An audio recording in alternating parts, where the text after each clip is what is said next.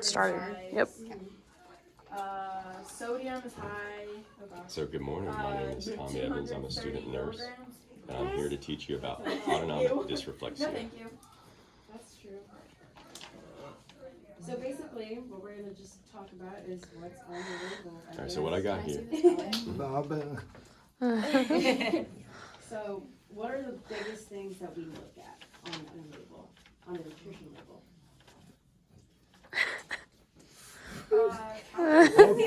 That's true. So you have a spinal cord injury, Diseases, and that puts you at risk or of conditions. getting this We have to condition. watch certain things like the fat and the carbohydrates also. So the main thing we want to do is we want to watch for, make sure you're urinating, that you're also defecating, because any sort of impaction or not urinating will cause your blood pressure to shoot up. It'll stimulate a nerve, and then you have a chance of stroke, and we don't want that. Which fat? Total fat. 1 gram. Yeah. And what's the carb? So I'll go through and I'll read through some of this right here. So some of the symptoms you'll have, like the first one is going to be a pounding headache. How much of that It'll is be the the worst sugar? pain that you'll have. Can you tell me how much of the carbs You'll is have the sugar? flushing skin, you'll start sweating, it'll mostly be on the top of your torso. And the protein? Increased blood pressure, so you want to make sure you're watching your blood pressure. Anxiety will be another indicator. It might be natural sugar. Nasal congestion, and you'll also have vision changes, so make sure that you are aware of that. And goosebumps is another indicator, but we get goosebumps for anything, so it's not going to be like high on the priority. And fluttering in the chest, tightness of chest. So it's pretty low. Yeah. And so whenever you have someone This with is a you, starchy vegetable, so it's not that good for you. So it's okay. you'll have someone with you, you're going to have this card right Does here. anyone want to do one? And this card, No. you're going to give it to someone, and they can be able to help you out with this, get you to the ER, or if there's someone that trained, they can actually help you out. So what they're going to want to do is they're going to place you in a sitting position, keep you elevated, because that's going to be really important. We want to keep everything down, not laying down, because it'll So hi, my name is create things Kevin. too I'm a linear, student and it'll nurse push here the at blood up. UNF, and We want to empty your bowels, or we want and I to just wanted to add on to what she said. She make it did where you can awesome urinate, so covering you're going to get a everything on the catheter. label, that there are We're going a few to different take anything types of tight fat, off. You don't want to have any tight and clothing, because that's there's also going to cause an there's a issue. saturated and trans We're fat. going What to call a actually is healthcare 0 E, professional, but that's something important to so look we for on can the get label. sorted out. You definitely Especially, want to even if the avoid symptoms go away, saturated you still want to trans go fats, and such call a as, healthcare professional. A lot of processed foods tend to If the have symptoms fat. return, go to the Yes, emergency especially room. trans fats. And then at the So I emergency need to go room, fast if that happens. To the emergency room. yes. And then fiber content is also something. And what I want to make sure is that you have this card with you. You hand this to them, so that way they're not like, what's going on, because they're going to do a full run through. But if you have this card on you, it makes things so much more simpler. They want to check your blood pressure. They want to make sure that you're sitting up. Checks for sores, like any little thing can get you. So you need to be mindful of that. To make sure you're getting enough like vitamin D, calcium, iron. Yes. But, Always we gonna get a carry that lot of card with me. just by So, eating healthy. if you have any questions, let me know. I can answer them for you. Do you have any questions about? No, everything's okay. Oh, Okay, perfect. Do you guys want to move on to salad dressing? Do you want to switch? maybe. Someone could use this. Nope, I understand everything. Oh, Thank you.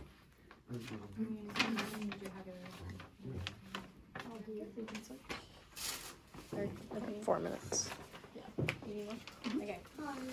So, hi, I'm Kelly. I'm a student nurse as well, and I'm gonna explain a couple terms that describe breathing patterns. So, so there is fast breathing, slow breathing, absent breathing, and difficulty with breathing. They have medical terminology, so that's what I'm gonna go over. Tachypnea is, it doesn't have a And this is Okay. something that's important for your family to be aware of if they come to visit you. is a rate of 20 breaths per minute or over So 20 for breaths per on-time minute, precautions, and bradypnea. visitors Give me that that come one. to the door or nurses, whoever comes into Not the with that room, will wear a gown is less than 12 breaths per minute. Both of those are out of range. You want to stay within 12 to 20. While they're in Apnea the patient's room, and then they can remove them when they leave. is absence of respiration, so absence of breathing. They'll also make sure that they Whereas wash their hands when they Dyspnea enter is the room. difficulty in breathing.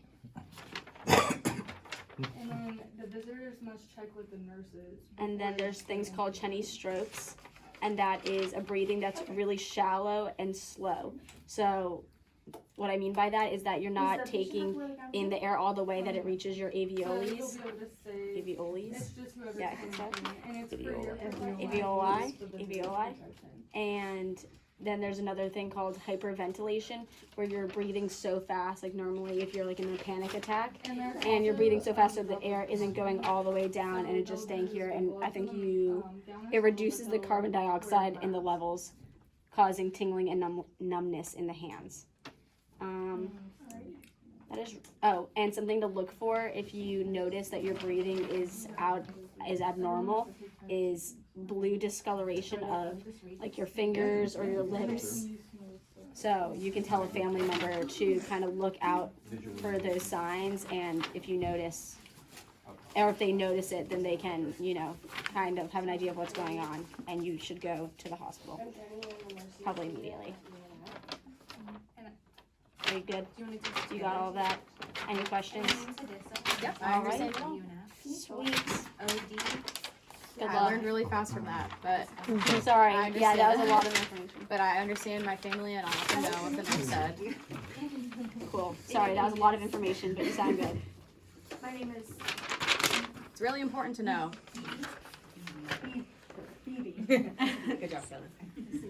Alright, who's next? Okay, so the one that I'm doing is pretty much just a respiratory assessment. So I'm just going to be listening to your lung sounds, and I'm just going to be taking your pulse. Is that okay with you? When you need to change one of your sterile dressings, you'll be given Yep, a sure, that's no problem. dressing change Awesome. tray. So can I just listen or feel your pulse right here? And you can just rest your hand on your leg right there, Sterile gloves and then just relax. and different dressings. So the first thing that you want to do is wash your hands.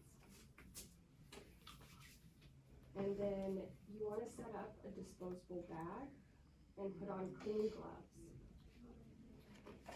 Then you want to take off the tape and the dressing, and you want to dispose of the soiled and dirty dressing. And then you want to take off those gloves because they're no longer clean, and throw those away as well. So you have a good pulse. It's 70 right now. And then I'm going to go ahead and listen to your lung sounds. So I'm just going to listen on your chest and your back. And whenever I put the stethoscope on your chest, I want you to take a deep breath. And then when I take it off your chest and move it, I just want you to repeat that every time.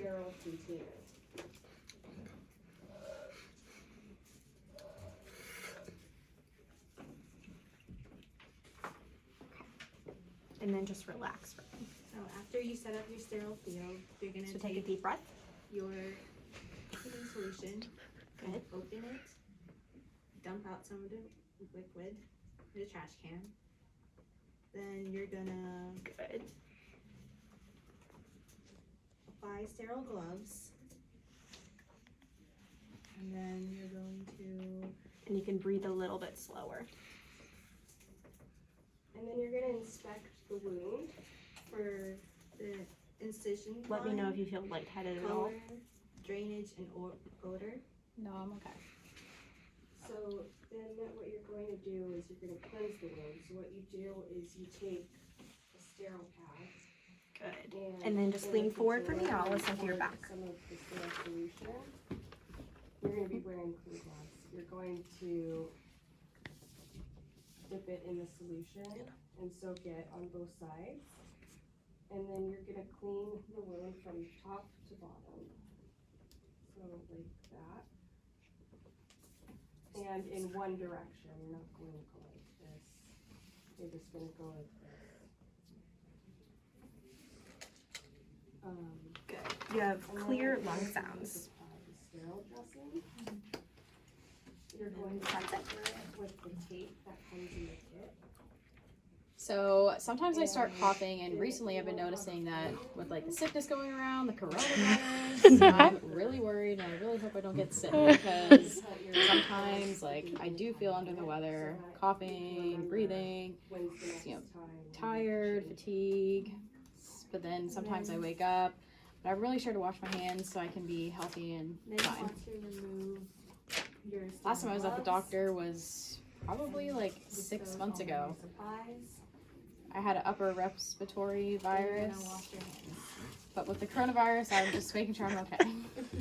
So with the coronavirus, there's not a lot of research about it right now. But It's awful.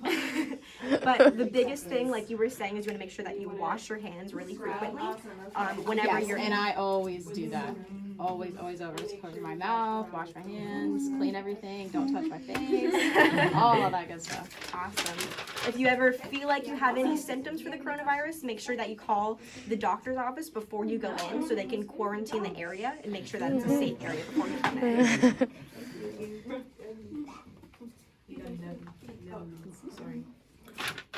Yes, that's right. Yes. Also, the coronavirus only has reported 2% of deaths, whereas like the flu has a lot more. So it's really not that. Yeah, but really, I feel like it's increasing, maybe like 15%. It's just increasing these days. Every day I keep seeing the numbers rising. Fake But it's news. scary. Also, like if you're a healthy individual, there is a cure for it. It just is going to be like a sickness for a couple of weeks. Whereas if you were like an elderly or like an infant, that's like the vulnerable population. Or the immunocompromised. Do we have to do that again? So I didn't know, like, are we recording or are they coming through? So you're okay. I think. Good. I was a little worried, but I didn't really want anything to happen to me, but I'm glad that I'm okay. Do you have any further questions? Nope, I'm all good. Awesome. Cool. All right.